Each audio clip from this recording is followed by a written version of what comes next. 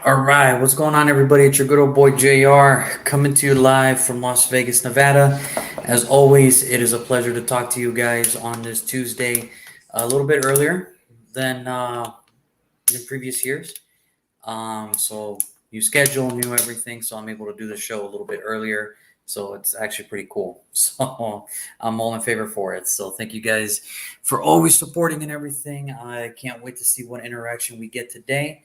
Um, as always, it is Tuesday, so that means it is the Silver and Bro Show. We get to recap everything Raider related, and I cannot wait to talk about this week's game. For the people that didn't know, or for the fans that have quit and just ready to give up on the season, tanking for number one. If you guys didn't watch the game, or you were just trying to recap Saints games, whatever it is, um, the Raiders ended up winning on Monday Night Football, beating the Green Bay Packers 17-13, in a very close, contested matchup, and where there was a lot of surprises, a lot of everything, and it is impressive to see what the Raiders have done defensively. And I think that's the first thing I do want to get into. The Raiders defense, these last six quarters have been amazing. Yesterday's performance was one of the best performances defensively I've seen in quite some time. The fact that we got three turnovers, three interceptions, two by Robert Spillane, one by Amik Robinson to close out the game was impressive. I think that's the first time. I think I saw it somewhere. That was the first time the Raiders had three interceptions in one game. I think it was against the Titans in 2017 or something like that. But it was very cool to get the turnovers. It was very cool. It was also very cool to the fact that the defense closed out the game because, prior to that, Daniel Carlson missed the kick. And anybody who's ever been a Raider fan knows that they can play great 58 minutes, but if you give the opposing offense 2 minutes, they'll score and they'll win the game. They can be perfect all the way around, and then they'll end up winning. But this was not the case this time, as the Raiders defense was actually able to close it out. And I think this is where it comes to a big understanding where I think the defense actually is starting to play under Patrick Graham's system very well. I think the players they're bringing in for him, they're understanding, and they're understanding at a great rate. I mean, just what's really funny is where we thought the biggest weakness of the team was going to be the defense. It's actually one of the biggest strengths, even though we're not up there in sacks, we're not up there in turnovers, we're not up there in a lot of major categories, but they're middle of the pack. They're a middle of the road defense. And our offense, who is supposed to be run by this offensive guru and Josh McDaniels, they can't get anything done. This is, again, another week. We don't even pass the 20-point mark again. That has to start changing. That has to start changing. And it could be a credit to a lot of things. The offensive line is just not working. There maybe has to be a switch somewhere. There has to be some changes within the offensive line somewhere because it's just not working.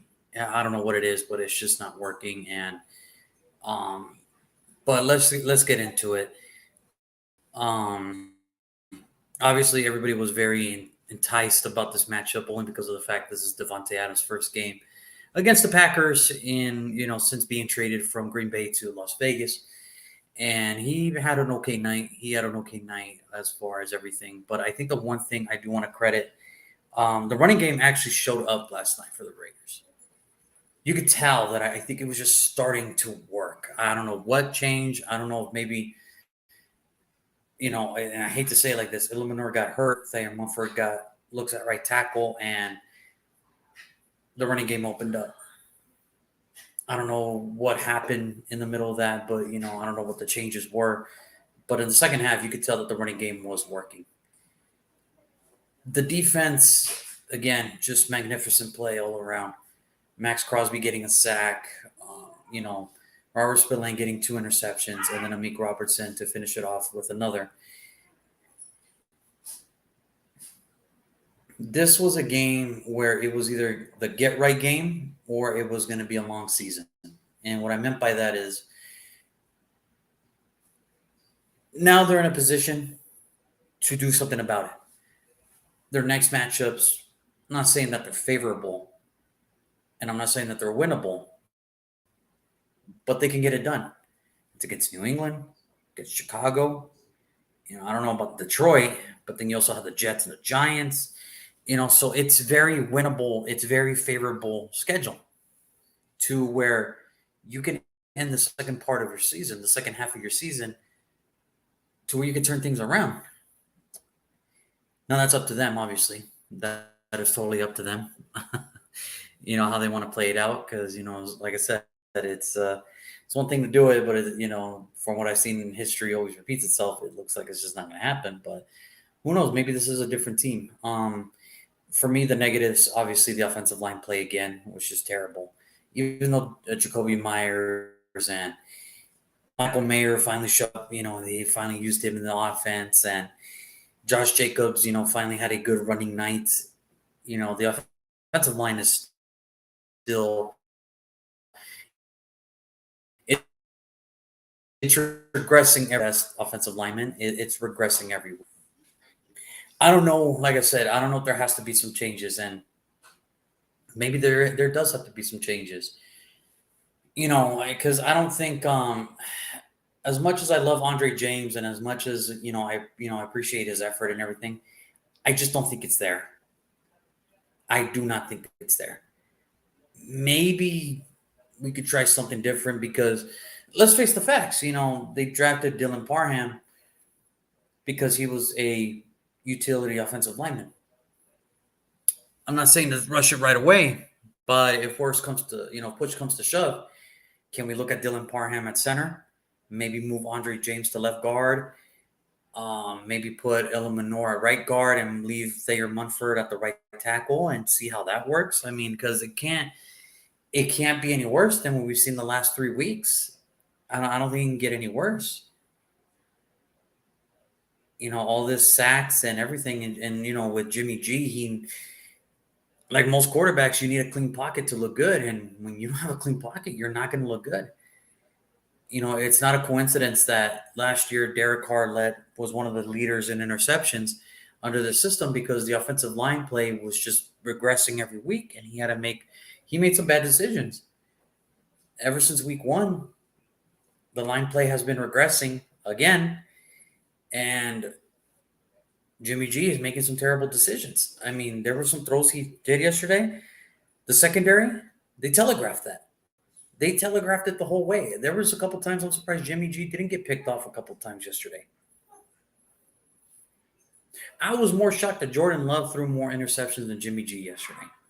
And I know the offensive line for the Packers is kind of banged up too, but I thought, that was the least of my worries, because I know this much, and I said it Tuesday or Monday when I did the show with my buddy Brandon on the All Sports Talk podcast Instagram page. The Green Bay Packers do have issues, but I don't think that Jordan Love is one of them. And I don't think, yes, some interceptions, they were on him. The first one, straight to Robert Spillane, that's on him. The other two was like, hey, that's just tip ball and it happens. And the last one, it was just underthrown. That's on him too. But for whatever reason, our defensive line was getting through these guys, which is very weird considering the fact that we're not even up there in pressures. We're not up there in sacks. Max Crosby is up there individually, but the rest of the unit, not so much. So that was my first thing. But again, it was just what it is. Now, defensively, I liked what I saw. I loved what I saw. They bend, but they didn't break. And that was the crazy thing about this team. That was the crazy thing about this team. They bend, but they did not break. And who would have thought Marcus Peters doing that horse collar tackle would actually be an important role of this game, where they actually held Green Bay to 3 points in the red zone. Again, everybody wants to, last night was a tough night for Daniel Carlson, and I'm not really worried about it. I think last night was just one of those nights where, I think he's been great. He's been doing so great for so long that he was due a bad night, and it just happened to be Monday Night Football. It just happened to be Monday Night Football. I can't remember a time where I've seen Daniel Carlson play and he has missed two field goals at home.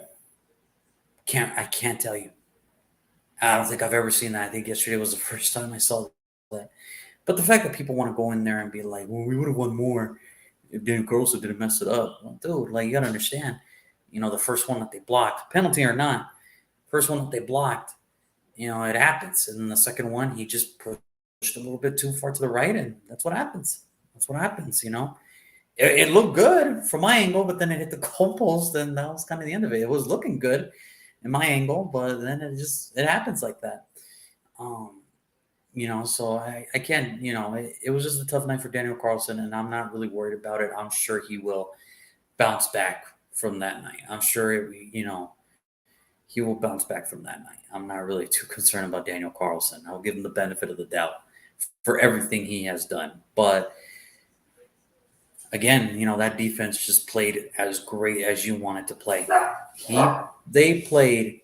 That was their best performance as a unit so far this year. That was probably their best performance. I can't even say that to the Denver game. A lot of these other games, I can't have to say that to the Buffalo game. That was not their best performance. But this unit, they're really meshing well together. And the fact that they have only given up 16 points in the last 6 quarters, it tells me that they're really coming together and that they will work out. Is there some things that have to change? Yeah, absolutely. Me personally, I think, the way that Malcolm Kuntz is playing, I think he should get the start. And, it sucks because what are we sacrificing? We're already one of the worst, we're up there when it comes to run defense. And Malcolm Kuntz is one of the, up there with not stopping the run very well. But in this day and age, I'd rather try to get some pressure. I think you give him more snaps. I think maybe he can figure it out.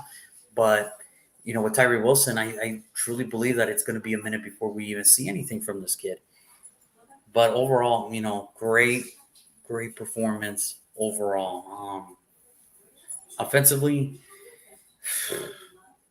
I would say Jacoby Myers probably MVP last night for what he did, catching the ball and everything in between. He did have that one crucial drop, but that was a tough contested catch. I wish he would have came down with it, but it happens. Defensively, I don't think there's no question. It was Robert Spillane, the middle linebacker. He telegraphed everything well. Um, he did everything right to put the guys in the best position. Obviously, giving up a couple big plays here and there, but he put everybody in the right position to get right. And special teams, I got to give it to AJ Cole. I can't tell you how much I appreciate his punting services last night for pitting them way in their own ends in their own field. So that was thank God for AJ Cole last night because with Daniel Carlson's performance, AJ Cole at least was able to show that hey, we're going to be fine special teams wise. So that's great. So very happy for them. But overall, great game to the Packers as well.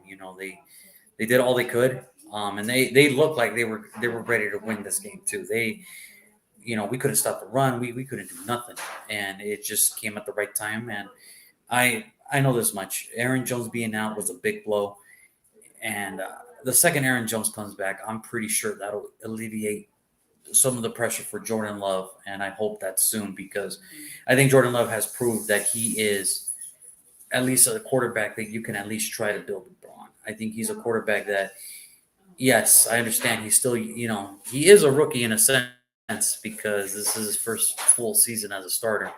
And, Thursday night I thought was just a bad omen. I thought they just ran into a great Detroit Lions defense. And of course, that's what I expected. But back-to-back games on 11-day rest, I was a little shocked of the performance from him yesterday. That could also be the fact that, again, his offensive line is hurt, and it happens, but I still don't think he's the issue in Green Bay. I think Green Bay has other issues prior to Jordan Love. and that's how I feel about it. But kudos to Packer fans. And I was, like I said, I was there at the game yesterday. If, probably don't recognize me, but I was the guy with the. If anybody was there, I was the guy with the mask and the chains with the three skulls and the flag and everything. So, if you're ever on the torch side, if you ever want to come to the torch side, I'll be there. Don't be afraid to take a picture or anything like that. I'm always up for pictures and everything. It's perfectly fine. But yeah, no, it was a fun game, and you know, I wish them the best the rest of the year. Now moving on to next Sunday or this Sunday coming up, it is New England week. Here we go again, back to back years. The Patriots have to come to Vegas and play us again. It's going to be different, but and this is a week where I think kudos to the Raiders, or kudos to the Raiders, Michael says, and man, kudos to your Packers too, man. It just, Michael, it was just a great game overall, and like I said, I think there was nothing wrong with Jordan Love. I just think once Aaron Jones comes back, I think he'll alleviate some of the pressure off of Jordan Love, and once he gets more time with his receivers and everything like that, and once the offensive line does get healthy. Um, yes, yeah, I know. Max Crosby was just living proof of what hard work can do. The second half, he really did his thing in the second half, from stopping the run and getting the sack, and that's what we needed. That's the type of player that I wanted to see from Max last night. Because if you've seen the show, I've called him out. No, okay, let's be real. I've said some things. I've said some things to try to own up to it. If you're tired of losing, then change it. And I don't know, maybe he got my message. I don't know if he's seen the video secretly. But maybe he must have heard me, because he did his thing in the second half. I'll tell you what. But no, it was just a great game overall. And next time, Mike, you got to try to come, man. It's a lot of fun, man. It's a lot of fun. But we'll catch you We'll catch you next time. But yeah, no, it's like I said, this week it is New England week. I don't have to tell you, if you're a Raider fan, what this rivalry is all about. A lot of, I guess, yeah, in a way, bad blood. And it doesn't even start with the Tuck rule. It starts with everything from 1976 to when the um, the Patriots came to Oakland, and they lose to Oakland on a roughing the passer penalty, if you could believe that. Back in 1976, apparently there was roughing the passer, and I guess the ref seemed fit that it was roughing the passer. And then, literally, I think roughly about 10 years or so later, the Raiders go to New England. They lose to the Patriots in the playoffs, and Matt Millen punches the general manager in the face. And then in 2001, it was the Tuck rule. And then last year, it was the Keelan Cole. Was he in? Was he out? Touchdown. And, Jacoby Myers throwing the ball the wrong way. It was, yeah, I guarantee you this: Jacoby Myers is not going to throw to the Raiders this time. He's not going to throw to the Raiders, because Jacoby Myers is on our squad this year, and it's perfectly fine. But no, I don't have to tell you guys that this game means something. You can take the records out the window. This game means something to both of them. And here we go again. It's pupil versus student. Josh McDaniels and Bill Belichick are going head to head. I cannot, I can't say how important this is. And, I think this game is going to have a lot of meaning. It's going to have a lot of fun to it. But, there's a lot of factors that are going to go into this. Obviously, as we know, on the Patriots side, that Matthew Judon and Christian Gonzalez are both out, meaning that they will not play. And it sucks, because I when we did the draft show, I had, with my brother, I had Christian Gonzalez on my board, because I thought he was going to be a difference maker in this, not just to the Raiders, but I think in this league. I thought he was going to be, one of the better corners coming out, and he was on his way. Did he give up a lot of yards? Did he give up some yardage? Yes, but when it counted it, he did his thing when it came to coverage. And I think he was on the up and up, and it sucks that his season is cut short. And especially Matthew Judon, too. Um, he's one of the better pass rush specialists in this league. And it's always exciting to see their creativity at work. So it sucks that he's out too. Which is good for our offensive line, who's been struggling these last few weeks. But I'm not really going to count out the Patriots here. The Patriots really have what it is for the Patriots is the last 2 weeks they have been outscored 69-3. Um, and again, it's really not Bill's fault. It's just more the fact that the offense can't get going because in back-to-back weeks they have just played some just tough matchups, man. It's just been tough matchups. Dallas, who prior to the Sunday night football game against the 49ers, they looked like they were just one of the better defense, and they still are one of the better defenses in this league. And then next week they go play the Saints, and the Saints just front four just absolutely just mauled them. So 2 weeks in a row, Mac Jones had to step out. He had to be replaced by Bailey Zappi to wash up. Not even to replace. It's just to wash up, like because Mac Jones is the starter of New England. Let's not get it twisted. It's not like Bailey Zappi's going to come in and do the whole Tom Brady thing. Like, no, that's not going to happen. But I don't expect that this week. I think this is the week where the Patriots can finally just breathe and just be like, okay, we're not playing an elite type of defense this week. We're not. We're playing a middle of the road defense, which is suitable for us for our offense. And here's the thing: the one thing I am worried about is our offense has to get right. Our offense has to get right, and they have to get right now because this is a New England defense that take away the last 2 weeks. They have been playing great. They have been playing good. Minus the 1-4 record, that defense has been hanging in there. They've been hanging tough. This is a game where I think the offense has to show up because if they don't show up, if we can at least show up and our defense can keep doing what they're doing middle of the road, there's a chance that the Raiders can string another victory here. They can string another victory. It's not going to be easy because obviously Bill Belichick just loves to take away the best option. But I think right now, when you look at this offense for the Raiders, what is their best option? They don't really have one, and I think Bill's has to figure that out. I mean, what is their option to stop Jacoby Myers? If they do that, then you're going to leave Devontae, and Jimmy has to find Devontae now, and you don't want Jimmy to find one of the best receivers in the league. All right, well, you take away Devontae, then he goes to his go-to guy and Jacoby Myers.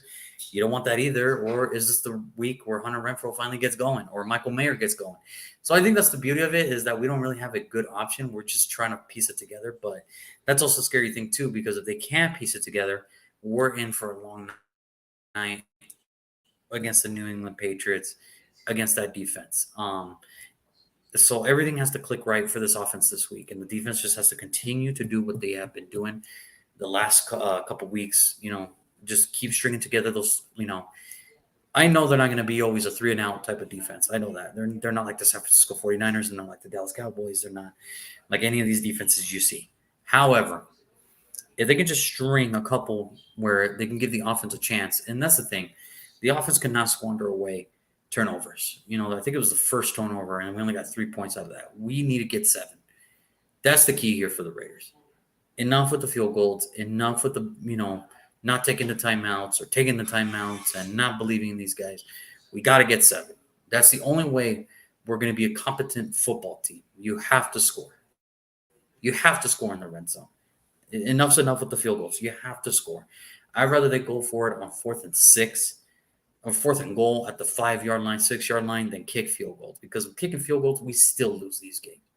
I'd rather just go for these touchdowns. And I know that sounds very in the moment type of deal, but I truly believe, this is the week the offense has to get right. Because if they can't get right here, then we're just squandering an opportunity on Monday Night Football. And then you're going to get the fans like, oh, see, beating the Packers was so meaningless. Now we don't even have a top pick. I know. I hear you. But the fact that there's people out there that it's just what it is. It's just what it is. But overall, I expect this game to be very competitive. I expect this game to be very well. You never know what's going to happen, especially with the Patriots, coached by Bill Belichick. Like, let's face it. Um, I know what he is without Tom Brady, and I think it's clear to see that without Tom Brady, he's an okay head coach. But we still have to give him the respect of what he did with Tom. It's just evident now that the Patriot way is really more the Tom Brady way. If you have Tom Brady, then yeah, you could call it whatever you want. The Packer way, the Raider way, the Chiefs way. If you have a quarterback like that, you can call it whatever you want. But not a lot of teams have that. And the Patriots definitely do not have Tom Brady on the corner. So we'll see how this week's go. But I think it's going to be a lot of fun. I will be there this Sunday. So if you guys get this across, whether it's Raider Nation or Patriot fans or whatever it is, and if you see a guy with a U.S. Military branch flag with, the branches, the insignias of the branches, and a guy with the chains with the three skulls, and then with the mask, that is me. So if you want to say hi, it's perfectly fine. But yeah, I expect this game to be really good. I will not give out a prediction though because I do that tomorrow on Wednesdays with Mr. Brendan Janot. So I will be back on tomorrow, same time, same place, 4:30 p.m. Pacific Standard Time on our YouTube channel, Jack's Wild Show. So please click the like and to also hit the little bell so that way you're notified of when we go live. And then on Instagram Live, if you type in at All Sports Talk Podcast and you check out the Instagram Live, you'll see that we are on here. We'll be ready tomorrow. And other than that, folks, that is the show today. Like I said, great win on Monday Night Football. We got to move on now, though. Unfortunately, the losses feel like they take forever, but the wins, unfortunately, we got to give over them to just like that because we are now on to the Patriots. So it's going to be a fun one. But until then, everybody, please be safe. Please, take care of each other out there. And then until then, we'll see you guys tomorrow. Have a wonderful night. Peace.